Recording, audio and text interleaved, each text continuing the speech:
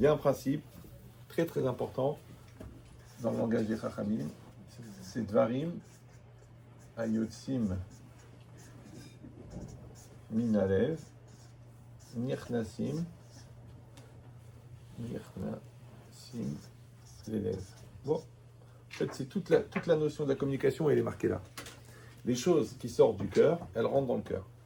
Bon, on a passé un petit peu de temps la dernière fois à expliquer qu'est-ce que c'était le cœur, que le cœur, c'est l'essence de la personne, c'est l'intériorité profonde, c'est le moi profond, c'est ce qui est juste avant la Neshama, et que ce cœur-là, on va dire il est ici, il reçoit une énergie très très puissante de la Neshama, et ensuite il va récupérer cette énergie et s'en servir pour projeter à l'extérieur. On avait dit ça s'appelle exister en français. D'accord? Extérieur, ister, être à l'extérieur. Et le Maharal, il disait que c'est Kol HaChaim Zelatset Milakoach El HaPoel, toute la vie c'est passé du potentiel au réel. Le potentiel il est là, donc ici il y a le moi extérieur, et ici il y a le moi extérieur et moi intérieur. Donc quand on passe de là à là, ça s'appelle la vie. D'accord? C'est ça la vie. Mais dans la vie, elle est véhiculée par cette énergie. Cette énergie, on a dit, quand elle vient, elle est captée par la Neshama, directement d'Hachem, un signal. Ensuite, elle rentre au niveau du Nefesh, du moi. Et là, elle s'appelle Ratson, elle s'appelle la volonté. Et c'est cette volonté qui va véhiculer tout ce qu'on va faire. C'est comme le courant électrique. Le courant électrique, il fait marcher le frigo, il fait marcher la chaîne Wi-Fi, il fait marcher tout. Le courant électrique de l'homme, c'est la volonté. La volonté, alors on a dit dans les actes, elle s'appelle la détermination. Dans la parole, elle s'appelle la conviction. Dans la pensée, elle s'appelle la concentration. Dans le corps, elle s'appelle la motivation. Tout ce qu'on va faire dans la vie, c'est alimenté en énergie par la Neshama. Maintenant, ce qui est intéressant, c'est que ce courant électrique de la Neshama, il est infini, alors que le jeu qui va le gérer, il est fini. D'accord? Donc quand on dit « je veux », c'est un jeu fini qui gère une énergie infinie. Super. Maintenant, on a dit « Dvarim ayotsim minalev », les choses qui sortent du cœur. D'accord? C'est-à-dire qu'ici, j'ai quelque chose, j'ai une information, j'ai un rêve, j'ai une intention, j'ai une volonté, j'ai un projet, tout ce que j'ai à l'intérieur. Alors, quand ça sort du cœur, alors ça atteint le cœur. Nirnasim l'élève. Donc ça, c'est le moi profond de la personne. Et ça doit passer de là à là. Bon, en français, on appelle ça la communication. D'accord? Communication, c'est commun. Commun, c'est comme un. Un, c'est echad. Echad en hébreu, c'est la même valeur numérique que Ahava. Ahava, l'amour. Maintenant, nous, on ne prend pas l'amour au niveau émotionnel, au niveau passionnel, Don Quichotte, Don Juan. Non, c'est l'amour au niveau unité. D'accord? Donc maintenant, à chaque fois que je veux créer un lien avec l'autre, ça s'appelle Ahava. Maintenant, que ce soit la femme, ou que ce soit le client, ou que ce soit ton employé, ou n'importe qui, il y a une volonté. Maintenant, ce lien entre les deux, qui s'appelle Echad, et qui s'appelle aussi Ahava, puisqu'on a dit que c'est la même Gematria, et on a dit que le moteur de l'existence, c'est la volonté. D'accord? Maintenant, il dit le Maharal que Ahava Zeshaviut Retsonot. L'amour, c'est l'équivalence des volontés. D'accord? Traduction, que quand les deux volontés, les deux flux existentiels, elles fusionnent, ça s'appelle Ahava. Ça va toujours? Donc, ça s'appelle Echad. Maintenant, entre un homme et une femme, bon, c'est bien, ça produit des bébés, c'est extraordinaire. Mais entre deux personnes, on a dit communication, communiquer commun, comme un. Donc toi, quand tu veux communiquer, encore une fois, que ce soit à ton fils, ou que ce soit à ton employé, ou que ce soit à ton patron, ou que ce soit à un client, tu dois garder en tête que ce que tu dois atteindre, c'est cette communion des volontés. Ce que l'égoïsme appelle être sur la même longueur d'onde. D'accord? Maintenant, quand tu parles, attention maintenant, parce qu'il ne faut pas sauter les étapes. Donc, quand on a dit Dvarim ayotsim minalev, les choses qui sortent du cœur, il faut bien comprendre que c'est impossible de faire sortir du cœur une chose qui n'est pas dans le cœur. C'est oui ou non? C'est-à-dire que vous ne pouvez pas vendre ce que vous n'avez pas en stock. Maintenant, il y a plusieurs entrepôts. Il y a un entrepôt qui s'appelle la tête. Ça s'appelle de la connaissance, de la culture. Il y a un entrepôt qui s'appelle le regard de l'autre. Très très puissant. D'accord? Donc au lieu de faire toi quelque chose, tu fais en fonction du regard de l'autre. Il y a un entrepôt qui s'appelle l'émotion. C'est-à-dire que tu ressens quelque chose, c'est très fort, c'est très puissant. Maintenant, il faut savoir que dans l'effet miroir, quand tu parles avec ta tête, au maximum, ça atteint la tête de l'autre. Quand tu parles avec ta bouche, ça atteint les oreilles. D'accord? Quand tu parles avec ton cœur, ça atteint les tripes.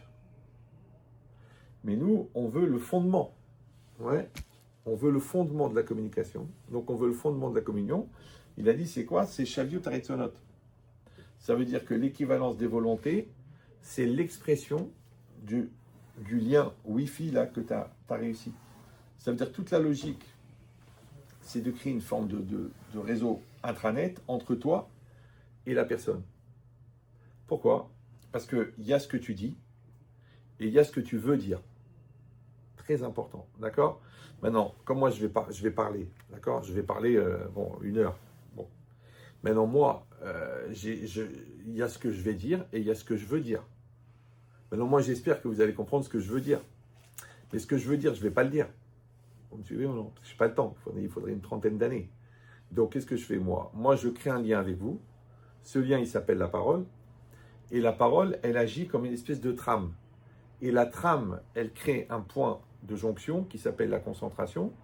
Et la concentration, à partir du moment où la jonction est passée, le message, il passe. Ça va? Parce que quand j'étais très jeune, j'avais réfléchi à cette notion. Quand tu dis que tu as compris, j'ai dit ça la dernière fois ou non? Quand tu dis j'ai compris, c'est quoi la compréhension? Ouais. Quand tu dis j'ai compris, il y a 2 manières de comprendre. Soit tu dis, écoute, on m'a fait une démonstration, on m'a dit que A implique B. Effectivement, je le constate. B implique C, c'est vrai. C implique D, D implique E, E implique F. Donc A implique F. Facile à comprendre. Maintenant, cette compréhension de A implique F, de dire waouh, c'est vrai, mais A implique F. La compréhension, c'est-à-dire l'émergence comme ça d'une lumière dans ta tête qui s'appelle la compréhension. Ouais. Est-ce qu'elle vient parce que tu as suivi une démonstration d'implication, de causalité entre chaque étape? Ou alors en fait elle vient du fait que tu t'es concentré pendant toute cette période-là. C'est-à-dire que si moi je te dis A, je t'explique A. Tu dis ouais, ok. Après je t'explique F. Après je te dis, qu'est-ce que t'en penses? Tu vas me dire, A implique F. D'accord? Donc la question elle est, est-ce que la compréhension, il vient d'une démonstration avec des étapes nécessaires, ou en vérité la démonstration, elle n'est que une espèce de trame qui m'oblige à rester concentré. Et comme le cerveau de l'homme, il part tout le temps partout, donc il n'arrive pas à se concentrer, c'est pour ça qu'il ne comprend rien. Mais s'il arrive à se concentrer, le temps de la concentration, en faire le temps, c'est le temps de la démonstration. Et le cerveau, il est bloqué par la démonstration, donc il va se concentrer, et c'est le temps de concentration qui produit la compréhension, et non pas le fruit de la démonstration logique. Ça va? Parfois, je me retrouve dans une situation. Voilà. Moi, je me retrouve dans une situation où je peux me concentrer énormément et je ne vais pas nécessairement arriver au même raisonnement que vous. C'est normal. Donc ça veut dire qu'en vérité... C'est pas juste la concentration. Si, ça veut dire que, encore une fois, si j'ai dit que la concentration, c'est fait pour créer un pont. Donc, tu sais que les hackers, quand moi, je vais hacker ton ordinateur à toi, toi, tu peux hacker le mien. Ouais. Donc, ça veut dire quoi? Ça veut dire que si on a créé la jonction, si on a créé la connexion, ça passe des 2 côtés. Parce que toi, par exemple, le Rav, le Rav de Mir, il va expliquer un shiur. Bon, lui, 70 ans qu'il étudie. L'autre, il vient d'arriver, il a passé le bac l'année dernière. Ouais. Au fond, dans l'absolu, ça n'a aucune logique rationnelle de comprendre ce qu'il dit le Rav. Tu vas me dire, il est pédagogique. Non, c'est pire encore. C'est qu'en fait, le Rav, il a créé un pont, et toi, tu as un désir profond d'apprendre, et lui, il a un désir profond d'enseigner. Et c'est la communion de ces 2 désirs qui crée le pont. Après, le pont, écoute bien, il va aller dans la compréhension au-delà même de la capacité de compréhension du mec qui écoute.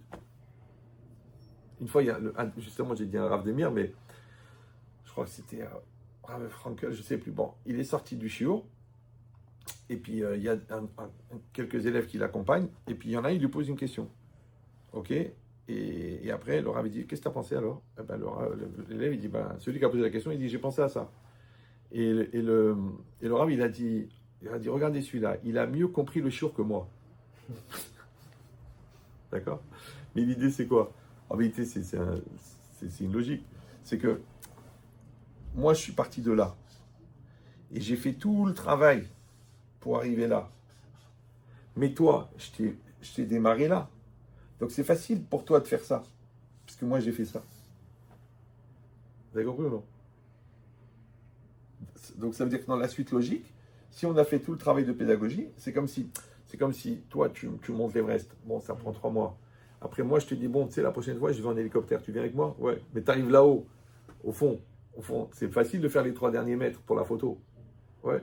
Donc la logique, c'est quoi? C'est que celui qui enseigne, comme celui qui propose son amour, ou celui qui propose un mode d'éducation à ses enfants, celui qui veut passer un message à l'autre, ouais, le psychologue qui va accompagner, tous ces gens-là, en fait, ils vont transmettre. D'accord? Maintenant, la transmission, encore une fois, elle crée une trame. Et cette trame, ouais, elle fait que l'autre, il rentre en communication, donc en communion. Et c'est dans cette communication-là, dans cette connexion, comme une femme de fibre, qu'elle passe l'information. Maintenant, la force, encore une fois, c'est qu'elle va dans les deux sens. Pour ça, on dit mitalmida yoter mirabotai. Ouais. C'est-à-dire, le Rav, il dit, j'ai plus appris de mes élèves que de mes maîtres. Parce que de ses maîtres, il était récepteur. D'accord? Mais quand tu crées le besoin chez l'élève, qu'est-ce qu'il fait? Lui, en tant que hacker, il devient hacker. Donc, il va créer dans ta tête des connexions auxquelles tu n'as pas pensé. De la même manière, toi, tu prends l'initiative.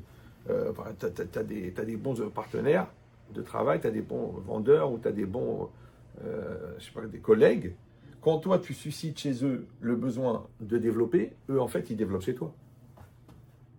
Ça va? Mais à condition que c'est Dvarim Ayotzi Minalev.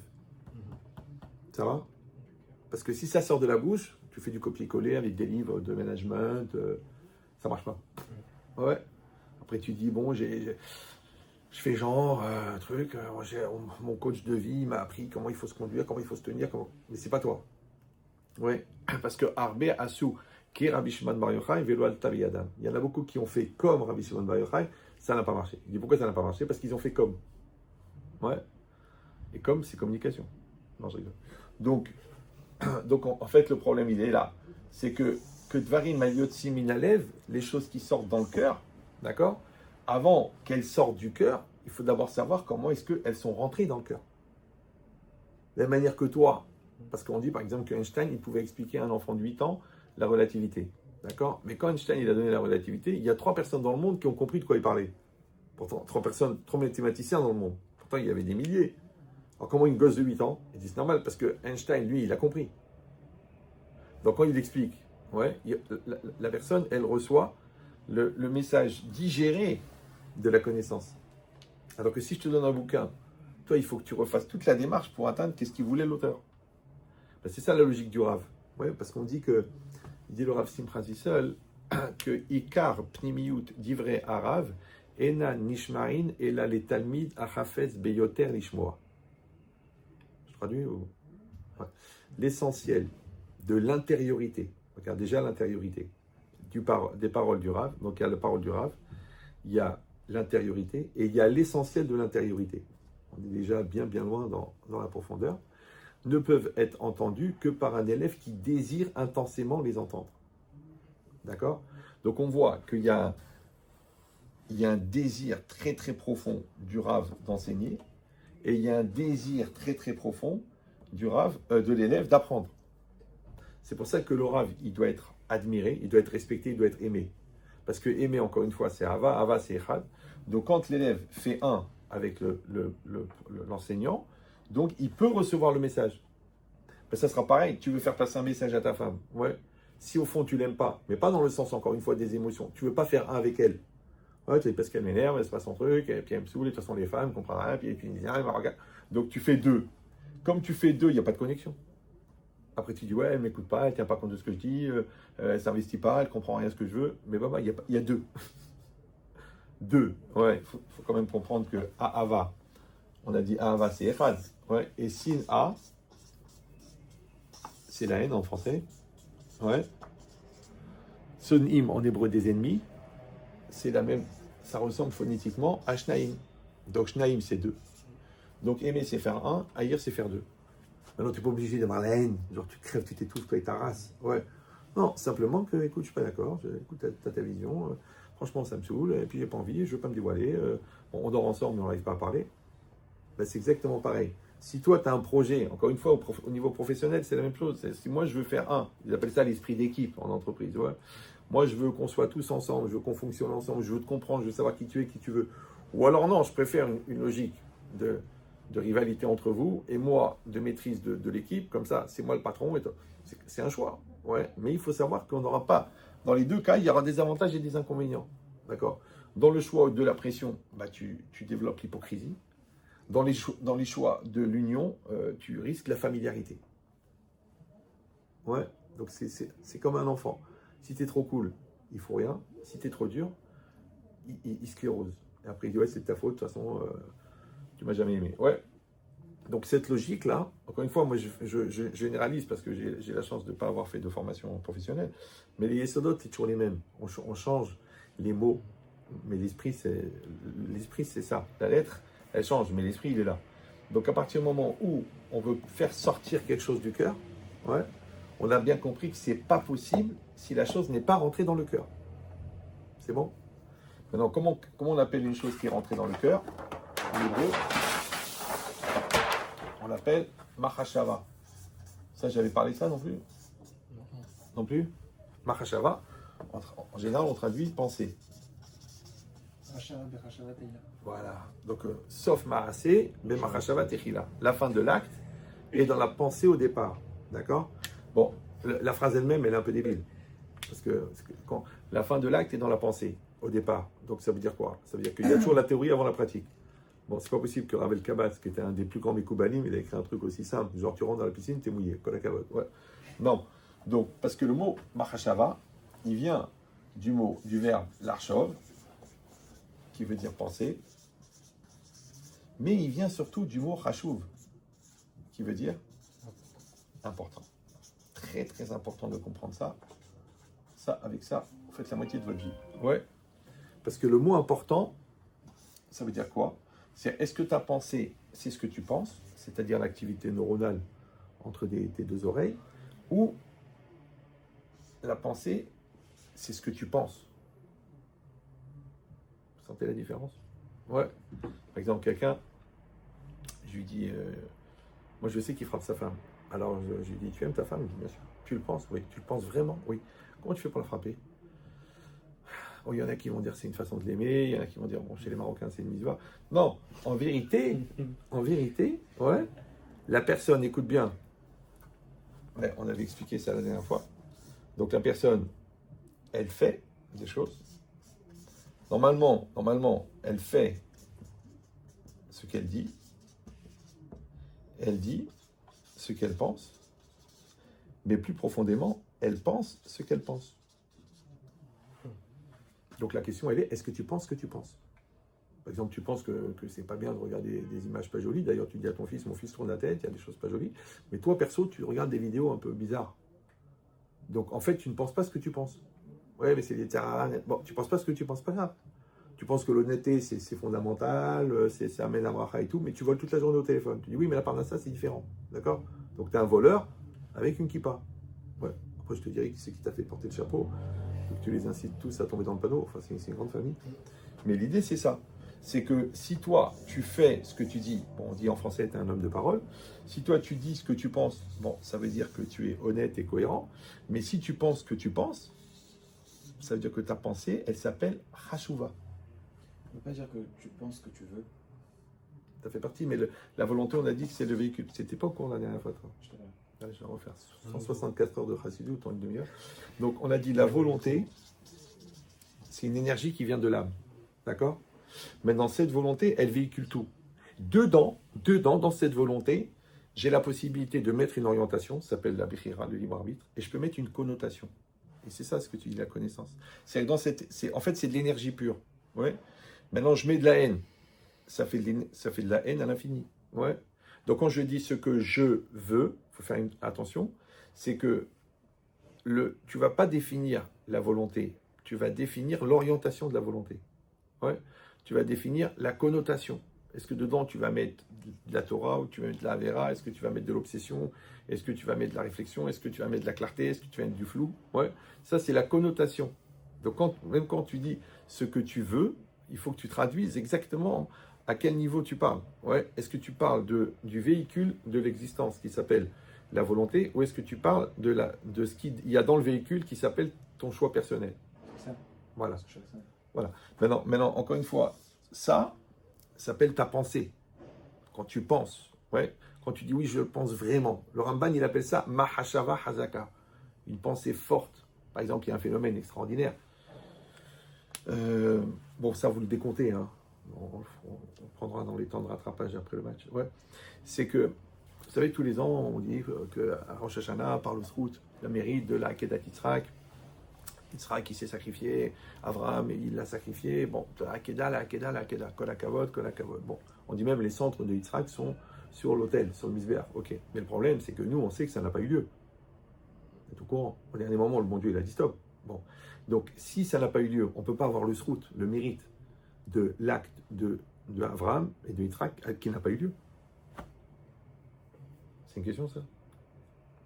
C'est l'intention. Mais l'intention de... Oula, attention là, si vous jugez sur les intentions, donc toutes les belles filles sont Hayav Mita, puisque les belles-mères doivent mourir. Non, je rigole. Non, en vérité, c'est que chez Avraham Avinu, la pensée, elle est tellement puissante, ouais, qu'aux yeux de Dieu, elle compte acte. Mais pour nous, non. Ouais. Ça veut dire qu'en vérité, au fond, c'est pour ça qu'on dira Haman Ali Babae, Hachem, il veut le cœur. Le cœur, c'est quoi? C'est le centre de la personne. C'est là-bas. Quelle est la pensée? On ne parle pas de la pensée intellectuelle, on ne parle pas encore une fois de l'activité neuronale, c'est pas intéressant ça. On parle de ce qui est inscrit à l'intérieur de ton essence. Parce qu'on dit Alev ou Ametsiout. C'est la réalité de l'homme, c'est son cœur, c'est-à-dire c'est son intériorité. Et le cœur, dans le sens du centre. D'accord? Ça veut dire que tout ce que tu fais, tout ce que tu dis, tout ce que tu montres, tout ce que tu penses, et ici, là, à cet endroit-là, il y a l'essence de l'être. D'accord? C'est ça ce qu'on dit dans le Maharal, Akol Novea Me'alev. Tout vient de l'intériorité. Et Imalev Nachon Adeot Nichonot. Si le cœur est correct, alors les pensées et les actes seront corrects. Parce que tout ce que tu produis, en vérité, on a dit dans le phénomène de l'existence, ouais, c'est toujours en provenance de cette source-là. Donc si cette source-là n'est pas construite, ouais, et si on fait un zoom sur ça, malheureusement, on avait expliqué la dernière fois qu'en vérité, cet endroit-là est divisé en trois. Il y a le moi, il y a le Yetzer Hara et le Yetzer Tov. Vous vous rappelez ou non? Donc si moi, je n'ai pas construit un moi très fort qui est en charge de gérer mon flux existentiel de la Neshama, donc automatiquement, cette énergie est prise en charge par le Yetzer Hara, et donc, ce que je vis, c'est pas moi. D'ailleurs, moi-même, je le dis, je n'étais pas moi-même. C'était plus fort que moi. Donc on a compris que il y a, comme vous avez déjà appris et intégré le cours de la dernière fois, à 100%, d'accord? Vous avez fait à peu près 9 ans d'années de Yeshiva, pour des gens qui étudient vraiment. Donc, vous avez compris qu'en réalité, toute l'existence, c'est la gestion du flux existentiel. Maintenant, moi, ce que je vous ai dit, c'est que cette énergie-là, elle va agir comme une espèce de... On va dire que la Neshama, c'est une ampoule qui produit de la lumière. L'homme, dans sa pensée, il va mettre un diapo. Et le diapo, il va être projeté sur un écran qui s'appelle la vie. Si vous avez lu mon livre bleu, vous l'avez vu ça. Si vous ne l'avez pas lu, je vous souhaite à tous. Une fois chez les mains. Donc ici, la vie, c'est ça. Donc la vie, en vérité, ce qui apparaît dans la vie, c'est la projection de mon projet personnel véhiculé par la volonté. C'est ça qu'ils disent les Chachamim, Bederer, Sherod, Sedeler, Molichinoto, dans le chemin dans lequel tu veux aller, on te fait aller. Mais tu as deux problèmes. Un, c'est qu'il faut gérer la volonté, donc il faut développer un jeu qui soit capable de gérer la volonté, et deuxièmement, qu'il y ait un projet. D'accord? Maintenant, si le projet est flou, ben, l'image est floue. Si le projet est net, l'image est nette. C'est pour ça que ça s'appelle brira, c'est-à-dire qu'il faut être barour, qu'il faut être clair, ouais, qu'il faut être net, qu'il faut être 100%. Et ça, c'est le travail de la Mahashava. C'est que tout ce qu'on réfléchit, tout ce qu'on se casse la tête, tout ce qu'on essaye d'absorber, d'intégrer, de devenir, c'est pour avoir une pensée claire. Maintenant, quand tu as une pensée claire, c'est que le diapo, il est net, qualité 150 millions de pixels. Après, un petit projecteur bidon, hein. Tu prends un carton de lessive, tu fais un trou devant, tu mets une ampoule dedans, tu mets une feuille de plastique, tu mets un diapo, tac. Oh, je pense qu'on a attendu Sony, ouais. Non, en vérité, c'est simple. Mais seulement la différence, c'est ça. C'est les 3 étapes. Il faut créer le jeu, donc il ne va pas être le fruit du etc. Il faut maîtriser le vœu, d'accord, et il faut développer un projet. Quand tu as fait ces 3-là, automatiquement, ça s'appelle je veux cela. Ça va? Ce qui est la chose la plus simple du monde, mais la plus dure à accomplir. Donc cela, c'est juste une démonstration. Voilà. Alors, le cela, c'est la réalité Projection. qui est devant moi, une projection. Maintenant, il faut dire la vérité, parce que moi, je vous ai parlé que par rapport à l'homme. Mais en vérité, là, derrière l'écran, il y a le bon Dieu. Donc, en fait, on va dire que 50%, c'est la projection de Dieu, ce qu'on appelle le mazal, et 50%, c'est la projection de l'homme. Maintenant, moi, j'ai choisi un chiffre genre moyen, Benoni. Ouais. Mais en vérité, chez les tzadikim, c'est 99% la projection du tzadik. Chez les Rechaïm, qui sont 100% dans le mazal et de la matière, c'est 99% le fruit d'Hachem, puisque eux, ils sont soumis entièrement à leur Satan, et le Satan, c'est un ange de Dieu. C'est QFD, ce que fait Dieu. D'accord? Donc le libre arbitre, il se restreint quand tu renonces à la liberté. Par contre, si toi, tu augmentes le libre arbitre, parce que tu augmentes la volonté, donc Hachem, il est même prêt à annuler sa volonté pour ta volonté. C'est vraiment le... Et ce je veux, il faut qu'on le concilie avec notre partenaire, sur notre femme, sur notre associé. Ça, j'ai été simple avec vous là. Ouais, j'ai été gentil. Quand vous allez maintenant le même schéma et après vous devez ajouter des partenaires, ouais. Donc maintenant il y aura, qu'on a dit ici. Parce que les gens ils me disent arrête de dire c'est évident, comme si c'est ce qui est évident pour toi, c'est évident pour l'autre. Ça c'est 10 ans de réflexion. Parce que vous croyez parce que vous l'avez entendu, vous avez compris. Mais comprendre, c'est comme prendre. C'est pas comprendre avec un N. Ça change le sens. Ouais. Et prendre, c'est saisir. Et saisir, c'est faire un. Donc ça, vous entendez, d'accord? Si vous êtes intelligent, ben vous allez réécouter en prenant des notes. Et puis vous allez réfléchir. Et après, ça va commencer à se monter dans votre tête. D'accord? Mais moi, encore une fois, j'ai parlé du sujet, du phénomène au singulier. Quand tu le mets au pluriel, ouais, ça sera la même chose, sauf qu'il va falloir faire la combinaison. Donc si ici, il s'appelle exister, et ça s'appelle exister, et que le rapport des deux volontés, on a dit que ça s'appelle l'amour, ça s'appelle en français la coexistence. Ça va? Donc si l'un des deux n'existe pas, l'amour n'est pas possible. Voilà, c'est ça le problème. Ouais. Le problème, c'est que ne peuvent coexister que des gens qui existent.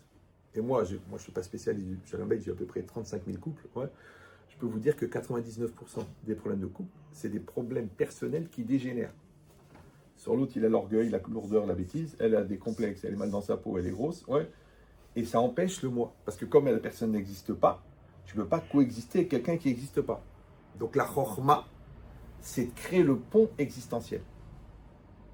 En diminuant ma volonté. On va voir. Il y a plein d'écoles. Mais déjà, d'accepter que c'est ça le principe. Quelqu'un il peut dire, écoute, moi je dis ce que j'ai à dire, je m'en fous, il comprend, il est d'accord, il n'est pas d'accord. De toute façon, on n'est pas pareil, on n'est pas du même sexe, déjà, bon, Hachem, bon, on n'est pas de la même famille, puis tunisien, puis religieux, mon religieux, bac plus 9, bac point 6, mais on est différents. Ouais, Hachem, il a fait un truc bizarre, c'est que c'est marqué Keshem chez partout, Fem Shonot, Kardatem Shonot. De la même manière que les visages sont différents, les esprits sont différents. C'est que quand tu te lèves le matin, il y a 7 milliards de personnes qui ne te ressemblent pas.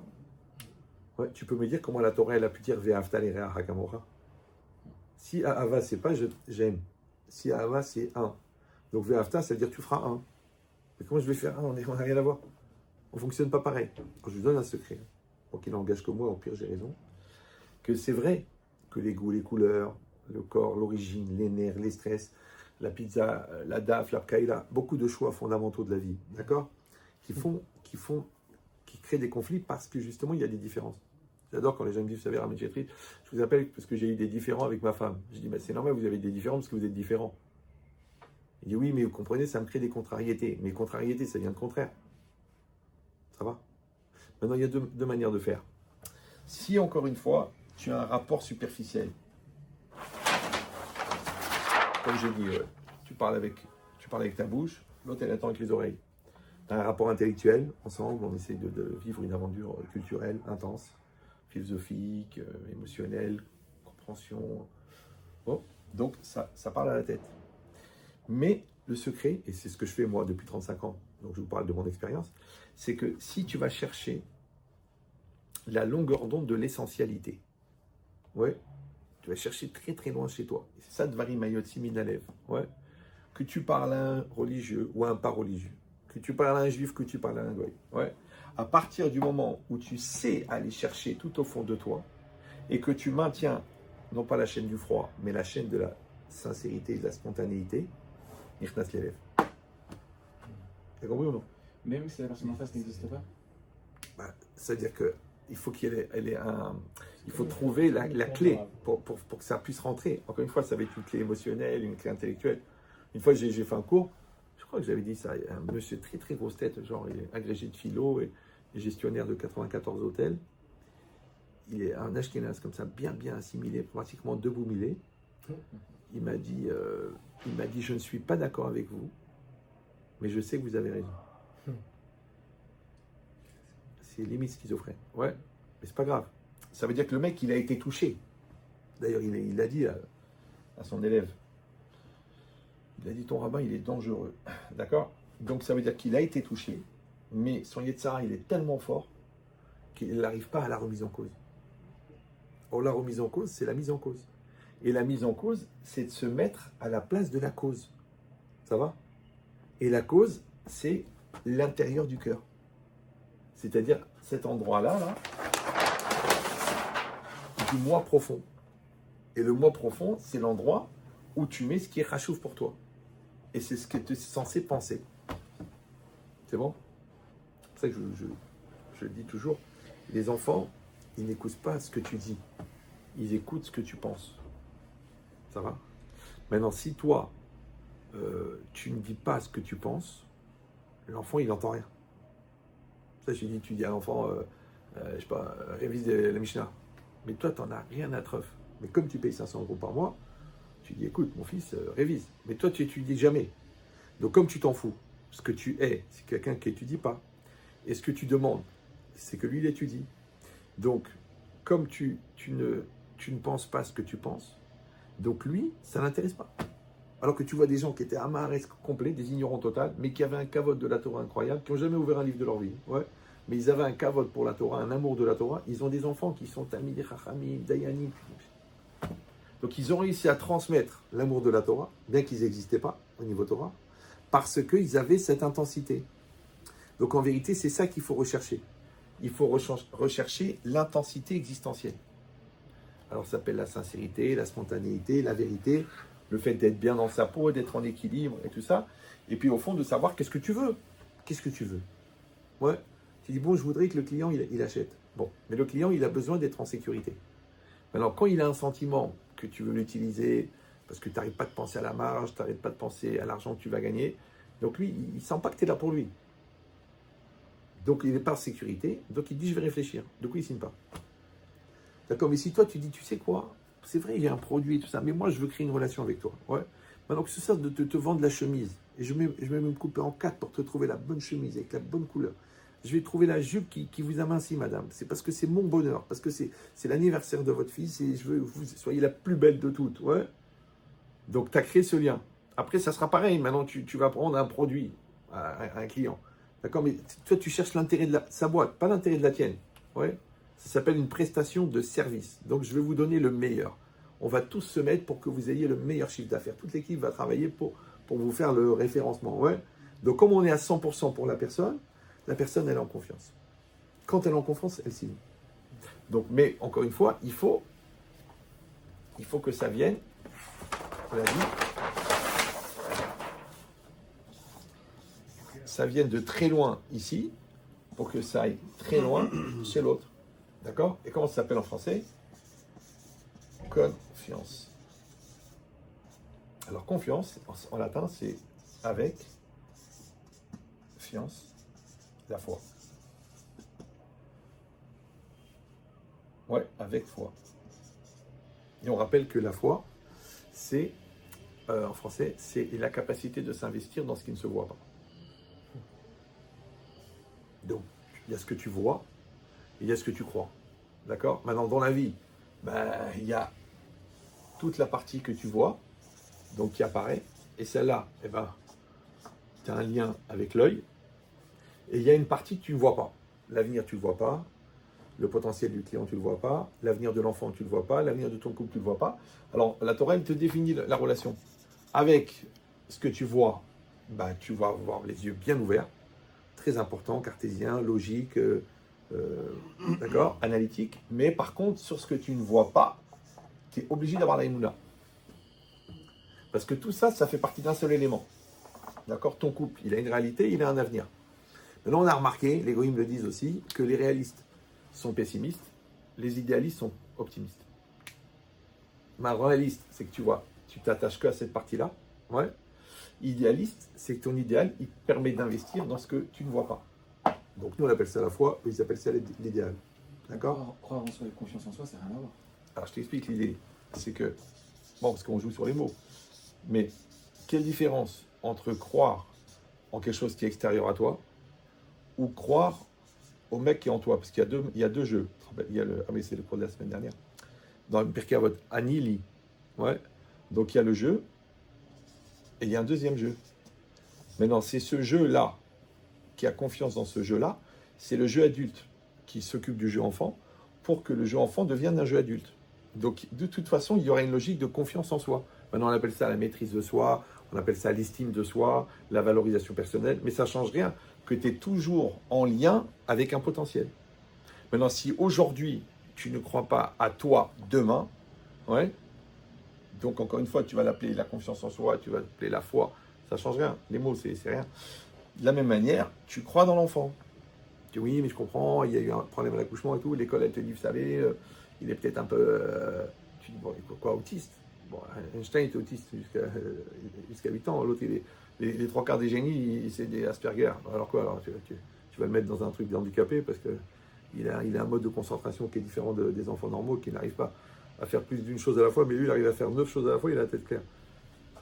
Donc toi, tu crois qu'il est distrait, alors qu'en fait, il a juste des capteurs plus nombreux que le gosse normal qui a un seul capteur qui voit le tableau. Donc le truc, c'est ça. Maintenant, il faut que tu crois en lui. Ton magasin, tu dis il est mal placé, mais j'y crois. Bon, l'autre, il est très bien placé, mais j'y crois pas. Tu es pessimiste, ils rentreront jamais. Je me suis fait avoir à l'achat. De toute façon, mes employés, ils sont nuls, c'est incapable. Une fois, j'ai eu un patron comme ça, il m'a dit, est-ce que tu peux me faire une audit personnelle? Je dis, ok. Donc, j'ai parlé 10 minutes avec chaque personne. Je dis alors, bon, après j'ai été voir le patron, je dis alors, j'ai dit, bah, qu'est-ce que tu penses de ton chef des ventes? Ah, il me dit, c'est un con. Ah. Et ta secrétaire, une débile. Ah. Et tes vendeurs, voilà, tous des profiteurs. Ah. Je dis, donc si c'est tous des cons, il m'a dit oui, donc toi, tu es le roi des. Bah, c'est toi qui est au-dessus de tout ça. Par contre, si toi, tu valorises chaque personne, la personne, elle va donner le meilleur d'elle-même. Bon, c'est vrai qu'il y a aussi du salaire. Mais si tu la harcèles et tu la fracasses toute la journée, et après tu dis, je ne comprends pas, je ne suis pas très content de vos résultats. Au contraire, tu valorises. Si vraiment la personne, elle fait un très beau chiffre, tu lui rajoutes 5 000 euros. Tu dis non, mais elle est déjà payée, hein. Mais elle n'est pas obligée de se défoncer. Il faut qu'elle se défonce. Donc il y a une logique, encore une fois, d'aller-retour entre celui qui enseigne, celui qui demande, celui qui propose, celui qui espère, et celui qui donne des résultats, celui qui comprend, celui qui adhère, celui qui solidarise. Donc tous ces liens-là, ouais, en fin de compte, c'est ça, Dvarim Ayotzi Minalev. Donc maintenant, quelle différence maintenant? Là, au lieu de mettre, je sais pas moi, au lieu de mettre ta femme, tu mets un client. Ouais. Au lieu de mettre un client, tu mets un élève. Au lieu de mettre un élève, tu mets un enfant. Il n'y a pas de différence. Ouais, ça veut dire que toi, encore une fois, tu vas transmettre des choses, mais attention, il faut que ces choses-là, elles soient acquises. Donc ça ne marche pas le faire semblant. Ça ne marche pas le copier-coller. Ouais, ça ne marche pas. Si parce qu'on dit convaincu, convaincant. Si tu n'es pas convaincu, tu n'es pas convaincant. Donc, et ça, la conviction, elle vient du travail que tu as fait. Alors toi, tu connais à fond ton produit. Toi, tu es 100% convaincu de la valeur de ton produit. Toi, tu as travaillé pour mettre en place ton produit. En fait, tu as fait que ton produit est rentré dans ton cœur parce que tu as travaillé sur le produit. Après, toi, tu t'es travaillé pour être un prestataire. Toi, tu te mets en situation d'apporter le meilleur au client. Donc, ça y est, tu es prêt. Ouais, tu as fabriqué le davar chez Balez. Tu l'as fabriqué. Ouais. Après, tu as juste à exprimer. D'accord? Mais on a compris, ouais, que l'expression, d'accord, la communication, elle ne dépend pas, en vérité, de la qualité du langage. Ça, c'est un truc que les gens ne comprennent pas.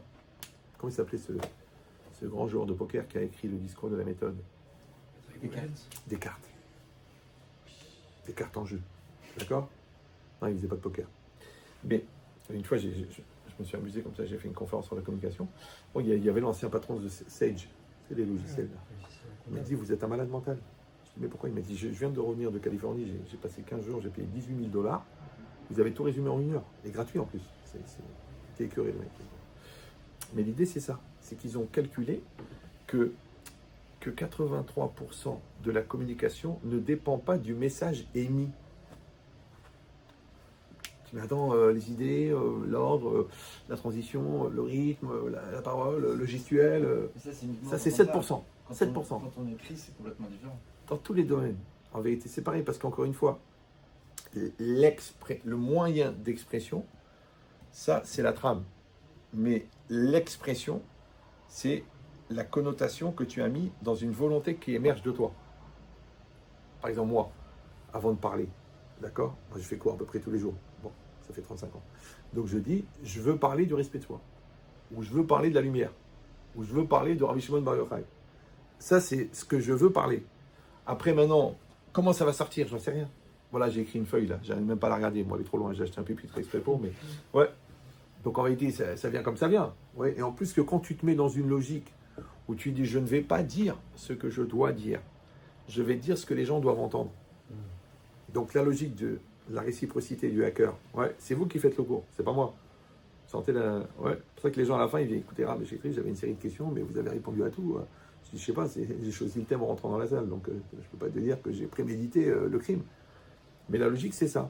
C'est qu'encore une fois, on va se soucier de comment ça sort du corps, du cœur, mais on doit se soucier comment c'est rentré dans le cœur. C'est qu'une chose, encore une fois, dont tu n'es pas convaincu, que tu n'es pas profondément honnête dans cette chose-là, qu'il y a une connotation de malaise, que tu l'as fait sans amour, que tu l'as fait sans intérêt. Ouais. Par exemple, quelqu'un qui ne voulait pas faire médecine, on l'a obligé. Il ne va pas être un bon médecin. Pourtant, il a fait médecine. Ouais. Mais comment tu reconnais le médecin? C'est quoi un bon médecin? C'est quelqu'un qui a un bon diagnostic. Ça va? Or, je rappelle que le diagnostic, vous avez le cerveau ici, capacité d'analyse, vous avez la connaissance, et là, vous avez la neshama. D'accord? Maintenant, les neshama, vous savez, elle sait tout. Elle connaît tout, la neshama, à l'avance. Ouais, elle voit tout. Donc, elle est ni dans le temps, ni dans l'espace. Ici, l'homme, il est dans le temps et dans l'espace, entre sa connaissance et ici, il y a le diagnostic. Alors, une fois, j'ai fait une conférence sur la part de l'instinct dans l'établissement du diagnostic. Bon, les 3 quarts, c'était pas des juifs, mais bon, ils ont quand même compris que je n'étais pas le plus malade de tous. Ouais. C'est que, en fait, l'intuition, ouais, qu'est-ce qui va faire que, des fois, ils appellent ça l'expérience. C'est un spécialiste de l'audit. Tu lui donnes des cahiers de compte, il regarde comme ça, il dit fermé. Écoutez, vous avez déjà mis 20 millions d'euros.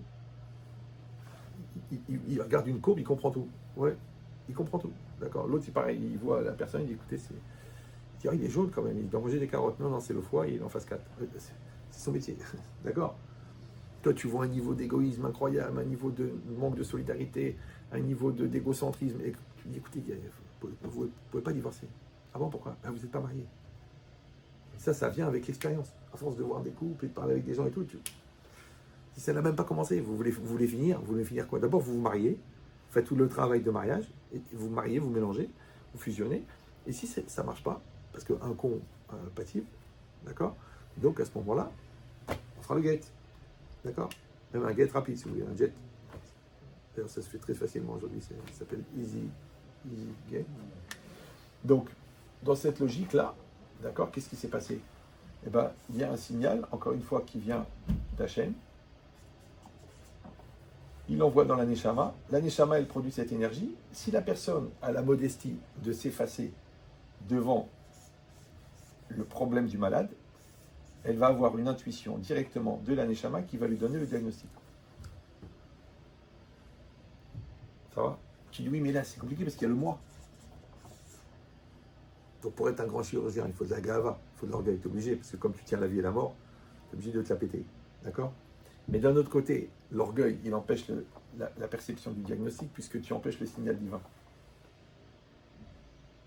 C'est pour ça que les très grands, dans tous les domaines, sont toujours modestes. Les très grands. Les petits, ils sont... Ouais. C'est normal. Ça s'appelle chez les oiseaux, ça s'appelle les rapaces. Parce qu'il y a les faucons et les vrais. D'accord? Donc, de la même manière ici, quand la personne elle s'excite, elle tape à la tête, tu vois, les gens, quand ils soufflent la tour entière, ils sont en vestion, et l'autre, il a un frac, alors qu'en réalité, tout ce qu'il veut, c'est du fric. Donc, tu vois que ça n'a pas de sens. Bah, c'est exactement pareil. Quand vous, maintenant, vous êtes des dirigeants, vous êtes des capitaines de bateau, c'est vous qui donnez la direction, donc vous devez avoir une assurance, vous devez avoir un projet, et vous devez avoir une énergie positive, mais d'un autre côté, vous devez avoir la modestie de comprendre qu'en vérité, le 3/4 du travail n'est pas fait par vous. Dans la modestie, c'est quoi? C'est pas là-bas, je suis rien, je vaux rien, moi que rien, non, rien. Non, non, c'est qu'en fait, tu arrives à t'effacer pour que l'autre puisse donner le meilleur de lui-même. Comme il a dit le Bill. Ouais, il a dit, moi, j'ai su m'entourer. Tu vois le potentiel. Lui, c'est un très bon vendeur. Lui, c'est un créateur extraordinaire. Lui, c'est un bon gestionnaire. Vas-y, laisse-les travailler. Non, non, non, je veux tout revoir, je veux tout maîtriser, je veux tout gérer, je veux tout... Alors vas-y, démerde-toi tout seul. Donc cette logique-là, où d'un côté, il faut une grande assurance, et d'un autre côté, il faut un bitoul. Là, il te batlout. Ouais, tu t'annules. Maintenant, cette logique-là, elle est valable, que c'est pas à l'autre que tu t'annules, parce que ça, c'est de l'ego. Ouais. C'est tu t'annules au projet. On a créé un truc. Ouais. Là, ça s'appelle la Torah. Là, ça s'appelle le couple. Là, ça s'appelle la famille. Là, ça s'appelle l'entreprise. D'accord? Donc maintenant, si nous, on le fait pour moi, ou pour toi, ou je le fais pour le client, ou je le fais pour mon intérêt à moi, automatiquement, ça ramène les choses à quelque chose de nul. Mais quand je prends la vision globale, c'est pour ça que ça s'appelle une société anonyme, ouais, qu'en réalité, on va tous s'investir pour quelque chose qui est invisible, qui s'appelle ce qui nous réunit au niveau légal, qui s'appelle la société, mais on touche quand même les royalties à titre personnel. Donc l'idée, c'est ça, c'est que de mettre dans l'esprit, c'est pour ça que j'ai des gens qui font écouter les cours à leurs employés non juifs. C'est incroyable. Ouais, parce qu'en fait, l'idée, elle est universelle. Que quand la personne, elle dit maintenant, on fait rentrer dans notre cœur, oui, qu'on veut être des bons vendeurs. Et on rentre dans notre cœur qu'on veut aider le client. Et on rentre dans notre cœur qu'on veut apporter à l'entreprise. Et on rentre dans notre cœur. Donc, on le fait. Maintenant, évidemment qu'on aura des bénéfices. Ouais, comme la Torah te dit, respecte ton père. Ok, mais c'est grâce à ça que tu reçois tous les enseignements de ton père. Après, tu dis, ouais, pour qui il se prend mon père? C'est comme tu veux. Ouais, c'est pareil, respecte ton rave. Ah ben, j'aime pas. Moi, j'aime pas les rabbinim, ils t'imposent, ils choisissent, ils définissent pour toi. Évidemment, il ne faut pas choisir des rabbinim qui sont brels ou âgés, parce qu'un rave âgé, ça ne marchera pas. Mais que la personne, il y a une logique de confiance qui va faire qu'elle va tirer profit, et elle-même, elle tire profit, parce que l'autre aussi tire profit. D'accord? Donc, en fait, c'est le fait de s'annuler dans une globalité qui fait que chaque individu reçoit l'énergie positive. Ça va? C'est comme si tu dis à ta femme, écoute chérie, le couple, c'est ni toi ni moi. Ah bon? Bah oui, parce que si c'est toi et moi, automatiquement, il y a mon individualité et la tienne. Alors l'individualité, dans un couple, s'appelle amour-propre. Et c'est connu dans la pensée Ben Shetrital que pour créer un amour commun, il faut éliminer 2 amours propres. Donc tant qu'on continue à dire moi et toi et moi, c'est mon argent, t'habites chez moi, c'est moi qui paye, c'est moi qui truc, de toute façon c'est ta famille, ta race, ta truc.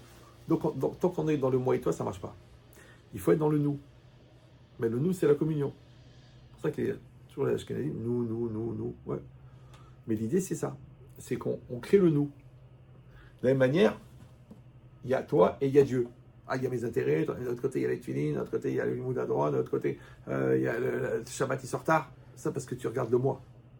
Mais si tu regardes la relation à Dieu, ça s'appelle nous, il n'y a plus rien. Il n'y a aucune limite, il n'y a aucune fatigue, il n'y a rien. Parce que c'est nous. Ouais. Si je te dis, porte l'enfant, il pèse beaucoup. Ok, mais là, c'est la guerre. Là. Il faut marcher 34 km, il faut que tu le portes. Il ne pèse plus rien. Donc, quand tu le fais pour nous, il n'y a plus de poids. Pourquoi? Parce que nous, c'est quoi? Nous.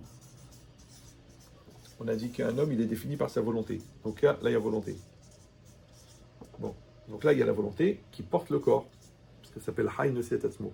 l'homme se porte lui-même. Par exemple, quand tu pèses 90 kilos, tu sais que ton corps, il est porté par toi et tu pèses 90 kilos. Donc tu portes 90 kilos. Maintenant, imagine, maintenant tu fais un régime et tu as perdu 30 kilos. Donc tu portes 60, mais tu es capable de 90. Bon, il y a un mec qui dit, écoute, ça ne te dérange pas de prendre un paquet en Israël, c'est des médicaments pour la famille et tout. Bien sûr, il n'y a pas de problème, une mise va. Bon, il t'amène un truc de 28 kilos. On a l'habitude, mais il ne la coûte pas. Ok, maintenant toi tu dis, oh, dès que tu prends la valise, elle est lourde. Il est fou le mec. Attends, il m'a pris mon bagage. Je suis obligé de rajouter un bagage. Je dis, oh, c'est une mise va. Bon. Donc l'idée c'est quoi? C'est qu'en fait, je te dis, mais je comprends pas. Tu portais 90, tu as perdu 30. Donc là, je t'ai rajouté 28. Donc en fait, quand ça change, ça va? Mais la différence, elle est simple. C'est que mon corps, il était porté par ma volonté. La valise, elle est portée par la volonté. Maintenant, si je mets la bonne volonté, donc mon corps et ma valise font un, d'accord? La valise ne pèse plus rien puisqu'elle est portée par la volonté. Parce que le poids de la valise, sauf celle de RTL, mais le poids de la valise dépend de la volonté, dépend de la motivation. Quand tu aimes ton travail, tu ne sens pas les heures passer. Quand tu n'aimes pas le travail, à 9h05, tu dis bon, prends un café. Tu viens d'arriver. Ah oui, c'est vrai. Ça passe tellement vite. D'accord? Donc le problème, c'est ça. C'est si tu fais un, ouais, ça s'appelle la communion des volontés. Si tu fais deux, ouais, c'est comme porter à bras le corps et porter à bout de bras. À bout de bras, tu vas craquer. À bras le corps, ça tient.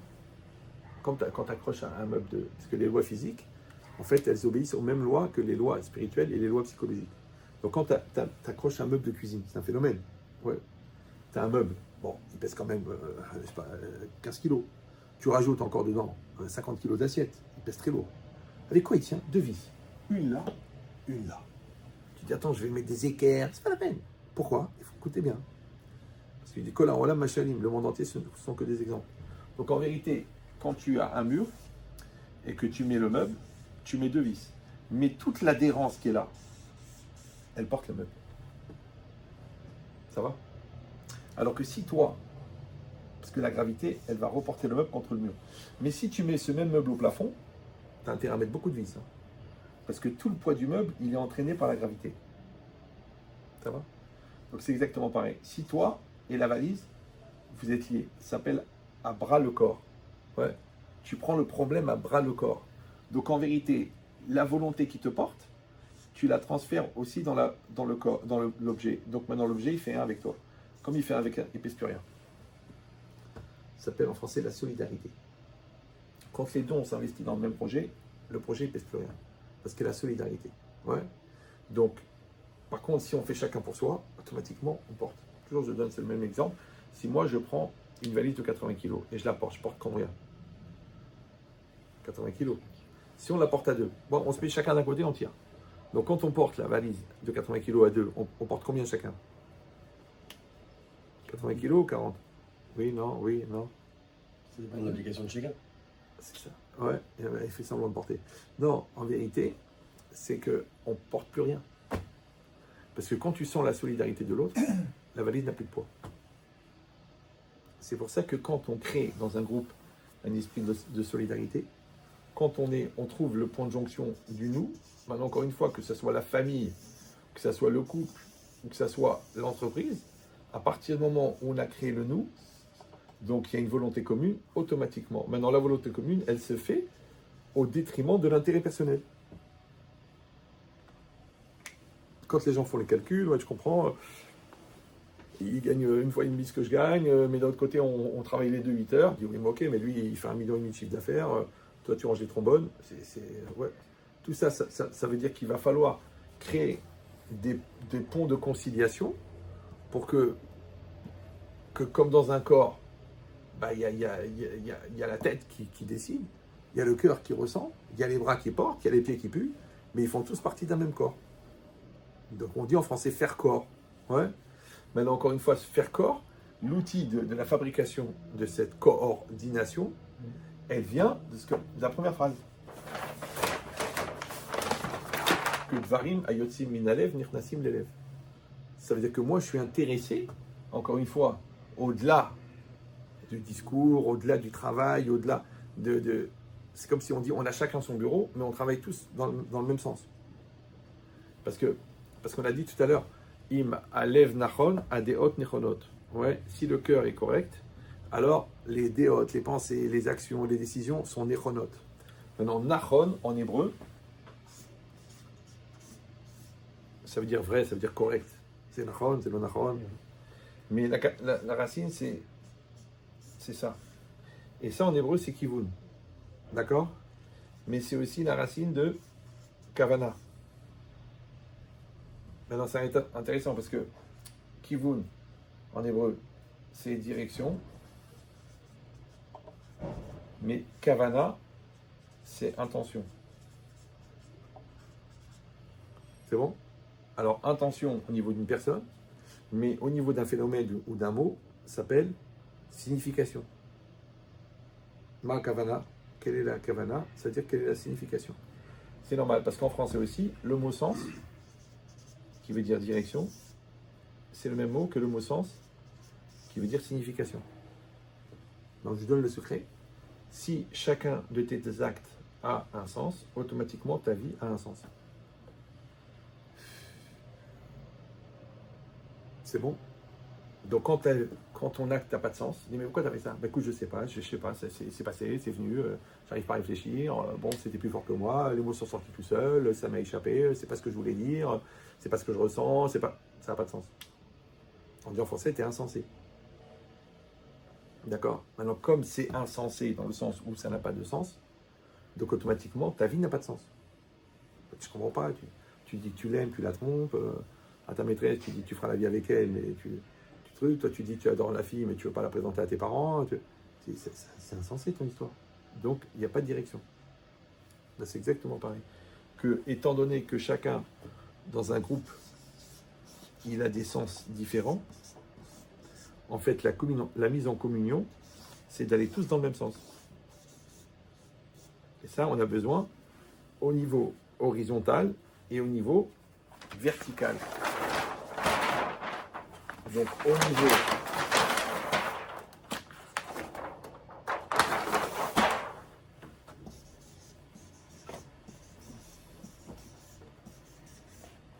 niveau vertical, horizontal, s'appelle la coordination,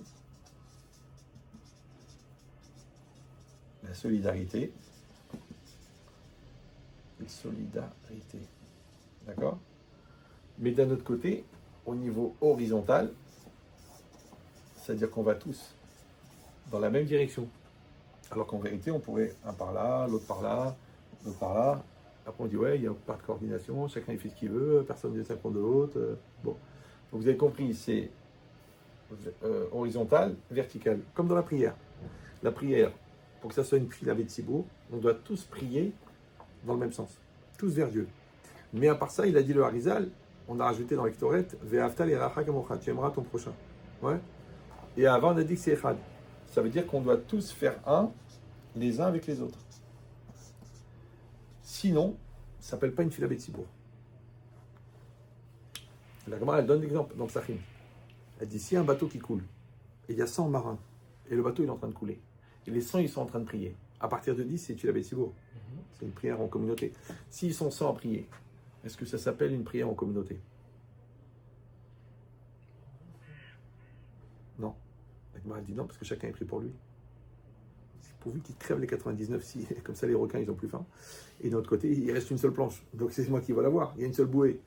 Mais si chacun il commence à tirer la bouée. Sauf s'ils prient tous pour le bateau. Sauf s'ils prient tous pour le bateau. Ah ouais. Bah c'est la même chose. Donc la logique c'est quoi? C'est de la même manière. Donc on reporte l'exemple, mais à Mavdil, il y a une communion, parce qu'il y a une communauté, il y a un facteur commun, il y a une entreprise. Ouais. Donc là, c'est de l'union.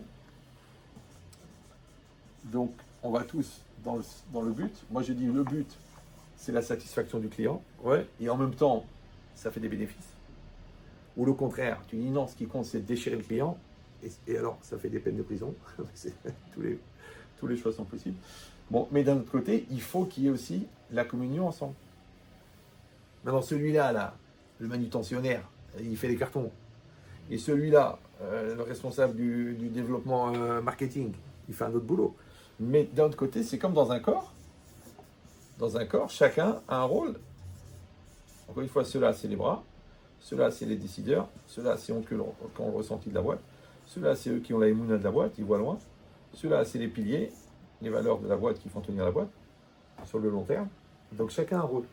De la même manière, le Maharal, il dit Kol Israël Am Goufecha, tout Israël correspond à un seul corps. De la même manière, toute l'entreprise, elle correspond à un seul corps. Oui, mais encore, on a besoin qu'il y ait de la communion.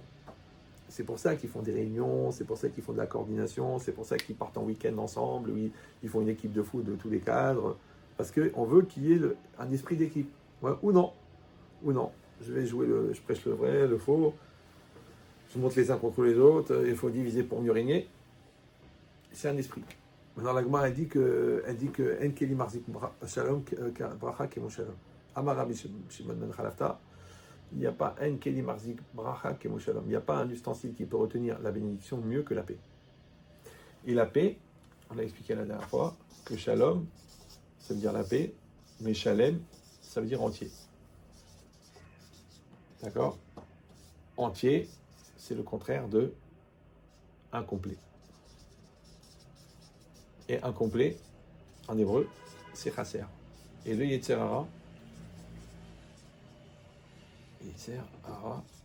bizarrement, dans le langage des Chachamim, il s'appelle chasser. Ça veut dire que quand tu veux créer une communion, tu es obligé d'aider chacun à gérer son Yetzer Hara. Maintenant, si chacun il est chalem, ouais, parce qu'elle est très très heureuse d'être secrétaire, et lui il est très très très heureux de gérer le stock, et lui il est très très heureux de vérifier la qualité en Chine là-bas. Et chacun est bien dans son truc.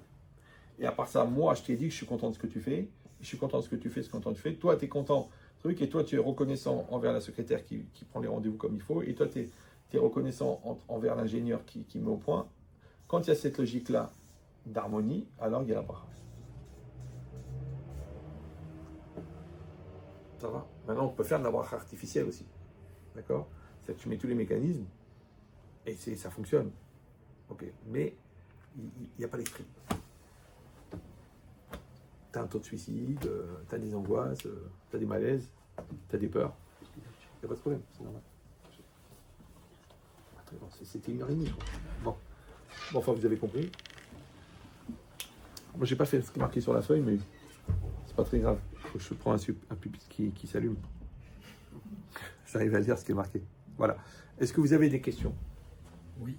Quand les volontés s'affrontent, on a l'impression souvent de détenir la bonne volonté, ce qui n'est pas forcément le cas. Comment réagir face à des volontés qui s'affrontent en entreprise? En réalité, c'est comme dans n'importe quelle relation. C'est-à-dire que quand on parle avec sincérité, on met la personne à l'aise et tout, et on crée un point de communion. Ouais. C'est-à-dire qu'on arrive à dépasser les égos, parce que la logique, c'est la logique du miroir. Plus tu t'approches, plus l'image elle grossit. Plus tu t'éloignes, plus l'image elle rapetit. Donc quand on est proche des gens, ouais, et qu'on est sincère avec eux, et qu'on parle, on dit, on n'est pas dans la logique. Tu veux qu'on gagne, tu veux qu'on réussisse. C'est quoi ton projet? Tu veux quoi? Tu vas acheter une maison cette année? Pourquoi pas? Il faut quoi? Une augmentation de salaire? Ok, maintenant on a des prérogatives dans la société. C'est que tu augmentes ton chiffre, tu augmentes ton salaire, il n'y a pas de problème. C'est logique.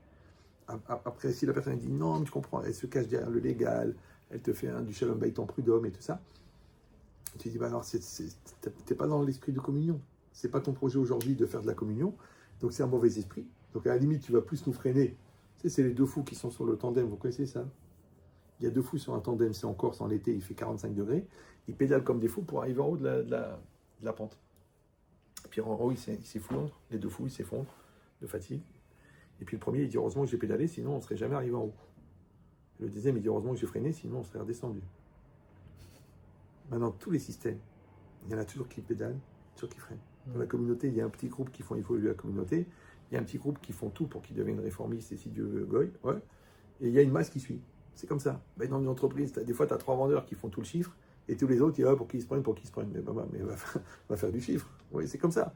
Donc en vérité, là, encore une fois, la logique d'harmonisation, c'est que on est dans une proposition. Voilà, je t'explique l'esprit. Voilà l'esprit de la boîte, voilà l'esprit du projet. Et que si on arrive à se mettre à l'aise et à faire des choses ensemble et à réfléchir ensemble, que notre idéal il soit plus grand que notre ego, ça va réussir. Mais encore une fois, tu ne peux pas faire plus qu'une proposition. Parce que si ce n'est pas une proposition, c'est une manipulation. Et la manipulation, c'est déjà une maladie. Ouais. C'est une proposition. Voilà. Mais quand toi, tu es dans un esprit de proposition, mais il faut mettre les choses en place. Comme moi, des fois, au début de l'année scolaire, ils me font venir dans une école, ils réunissent tous les professeurs. Je dis, mais à quoi ça sert? C'est le début. Oui. Mais il y a une logique comme ça de connexion, de communication, de volonté commune et tout ça, quel est le projet de l'école. Donc moi, je parle. Et en vérité, mon travail, 5%, c'est une transmission de connaissances, et 95%, c'est un travail de fusion des équipes. Maintenant, il y a la cantinière et la femme de ménage, et il y a le directeur pédagogique, et il y a le prof de maths, et le prof de français, et il y a le juif, et il y a le goy. Et tout le monde cherche cette communion-là. Alors à ce moment-là, on démarre d'un seul bloc. Comme le marathon de Paris, ils démarrent tous ensemble. Bon, ils ne vont pas tous arriver au bout, mais tout le monde démarre ensemble. C'est ça l'esprit. Est-ce qu'il y a autre chose? Est-ce qu'il peut y avoir de l'ego dans le cœur? Il y a de l'ego. Ah, il doit y avoir, tu veux dire? Est-ce qu'il peut y avoir? Bien sûr qu'il y en a. Mais comment ça s'exprime? Est-ce que c'est pas l'ego de la tête qui s'exprime dans le cœur? Ah, d'accord, là, tu rentres dans les finesses déjà. Alors, précise ta question, comme ça, c'est un peu La vite. question, c'est comme ça. Si on dit qu'il n'y a pas d'ego dans le cœur, mais c'est l'ego de la tête qui va s'exprimer dans le cœur, parce que quand on dit de Varimatim Minalev, Nichnas Minalev, c'est à partir du moment où je me suis séparé de l'ego que Nichnas à la lèvre, parce qu'il y a le bitoul qui a pris. Bah, attends, d'abord, c'est quoi le cœur? Parce que moi, j'ai dit, c'est pas les émotions. Hein. On a dit que le cœur, c'est le centre de la personne. C'est-à-dire que quand tu as le corps, et après tu as le moi extérieur, le moi intérieur, et bon, là il y a la neshama, et ici, c'est ça le lève. D'accord? Et à ce niveau-là, il peut y avoir de l'ego? Ben oui. Ben, parce qu'encore une fois, dans le lève, il va y avoir la connotation personnelle, qu'on a dit la personnalité. Mais encore une fois, si cette personnalité, elle est utilisée par mon Yetzeratov, elle devient de l'ambition. Si ma personnalité, elle est gérée par mon Yetzara, elle s'appelle de la gava. Mais c'est normal qu'il y en a. Alors comment on peut dire de manière systématique de Varimatim Minalev, Nichnas Minalev, si... C'est pour ça que j'ai dit qu'il faut que ça vienne vraiment du cœur, de toi, et pas de ton Yetzara, et que ça vienne du plus profond de toi, et non pas de ta culture, de ton ambiance, de ta bouche, de tes oreilles. Donc Varimatim Minalev, c'est Minalev, mais un certain lève. Oui, bien sûr, ouais. Ouais, parce que le cœur, comme tu dis, c'est comme le Maharal, il dit que ça, c'est un bon kidouche. J'ai fait une vidéo qui dure 1h30, mais dedans, il y avait 7 minutes sur le cercle. Et les formations, ils s'en servent. Et ils m'ont dit, voilà, des réunions, des patrons de formation, des patrons de loge, ils m'ont dit, écoutez, nous, on prend votre vidéo sur le cercle, et puis on la passe, et après on débat pendant 2 heures, et après on démarre le séminaire. Bon, alors je vous la fais en 2 minutes, parce que vous êtes rapide. Donc ça, c'est un cercle, vous l'avez reconnu, et là, il y a le point central. Maintenant, comment on fait un cercle? Avec un compas. Le compas est un outil très intelligent, comme l'exprime son nom en verlan, d'accord? Donc, et le compas, il a 2 pointes. Une pointe qui pointe, mais qui n'écrit pas, et une pointe qui pointe et qui écrit. C'est le crayon, d'accord? Maintenant, ce point-là, ce bâton-là, qui pointe, ça s'appelle la décision, halata. Celui qui trace, c'est la réalisation. Maintenant, il dit, le Maharal, l'homme ressemble à un cercle. Tout ça, je l'ai déduit d'une phrase du Maharal, ouais. Maintenant, c'est quoi? Un cercle, c'est un ensemble d'une multitude de points. Maintenant, vous avez appris à l'école que tous ces points-là, ils sont à la même distance du centre. Ça s'appelle le rayon. Et ça s'appelle la traçabilité. C'est-à-dire que quand tu as dit quelque chose, quand tu as fait quelque chose, quand tu as ressenti quelque chose, quand tu as exprimé quelque chose, ça vient automatiquement de quelque part dans ton cœur. C'est bon ou non? Maintenant, si toi, le problème, c'est que quand tu enlèves le compas, le centre du cercle, on ne le voit plus. Ça s'appelle la connaissance de soi, le moussard, l'auto-analyse, la compréhension personnelle, la maîtrise de soi, le respect de soi, d'accord? L'estime de soi. Mais le soi, c'est ça, c'est cet endroit-là. Le problème, c'est qu'à cet endroit-là, on a dit qu'il y a 3 parties. Il y a le moi, il y a Yetzerara et Yetzeratov. Alors, comme les 3/4 des gens n'ont pas développé leur moi, automatiquement, c'est Yetzerara qui prend la place. C'est Yeram Dessler. Donc ici, celui qui est à l'origine, c'est pas toi. D'accord? Parce qu'il faut faire une grosse Gabrout.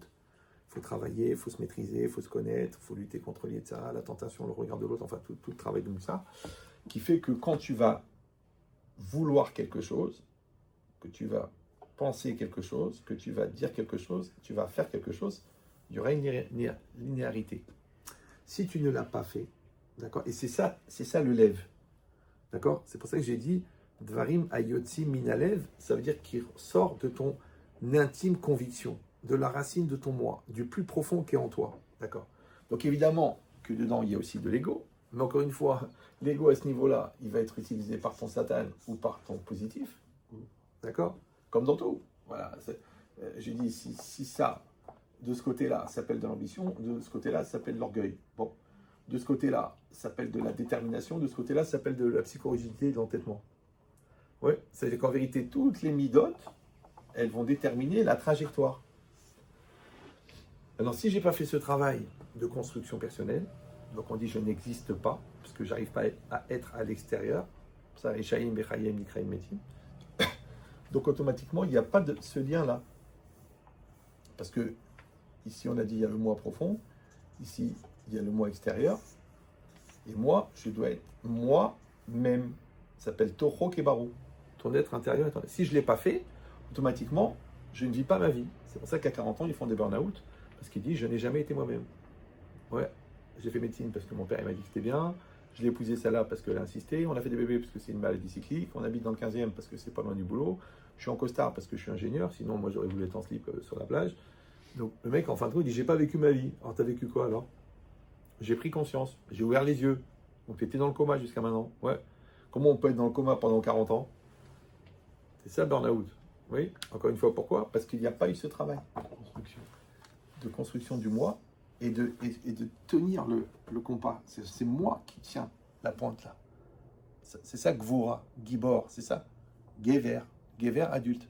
Donc quand moi je tiens fermement la décision, alors je trace. Maintenant je peux élargir le cercle, ça s'appelle le cercle d'influence. Ouais. Et je sais deux choses. C'est que si la pointe du compas, au lieu de la mettre là, je la mets là, c'est pas ce cercle-là que je vais faire, c'est un autre. Ça va? Donc ça veut dire que c'est ni grâce à quelqu'un, ni à cause de quelqu'un que je dois faire ce que j'ai à faire. Il faut que je le fasse moi-même. Ça s'appelle l'autonomie. Auto-homme qui existe par lui-même.